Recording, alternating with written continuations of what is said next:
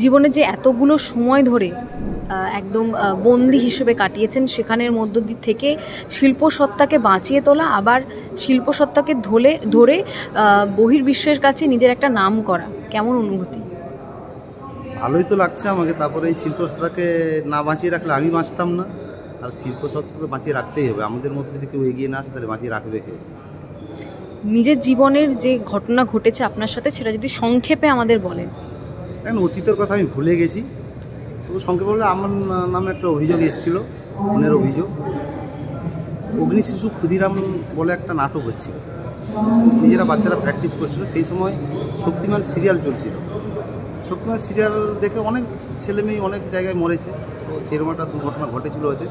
যেহেতু আমাদের ঘরেই ওরা নাটকটা রিহার্সাল করছিল, সেই জন্য আমার নামে অভিযোগটা এসছে। সেদিন আমি ছিলাম না, পরে একদিন পরে আমার নামে অভিযোগ এসেছে, থানা থেকে খবর গেছে, আমাকে অ্যারেস্ট করেছেন, আমার স্ত্রীকে অ্যারেস্ট করেছিলেন, আমার বোনকে অ্যারেস্ট করেছিলেন। ওনারা হাইকোর্ট থেকে খালাস হয়ে গেছে। আমার নামে এখনও সাজা চলছে। সেরকম আর্থিক অবস্থা আমার ভালো নেই যে আমি সুপ্রিম কোর্ট করবো বা কিছু করলেও ভিতর থেকে করেছিলাম, সেটা এখনও গ্র্যান্ট হয়নি। এখন আমার 21 বছর জেলখাটি চলছে, মুক্ত সংশোধনাগারে আছি, বাচ্চাদের ছবি আঁকা শেখাচ্ছি, প্রতিমা তৈরি করছি, মোটামুটি ঠিকই চলে যাচ্ছে। অতীতের কথা ভুলেই গেছি। ভবিষ্যতের জন্য কি কি প্ল্যান করে রেখেছেন, আর কি কি করা বাকি আছে? আর্ট নিয়ে তো থাকতেই হবে, নাহলে আর্ট ছাড়া তো চলতেই পারবো না আমি।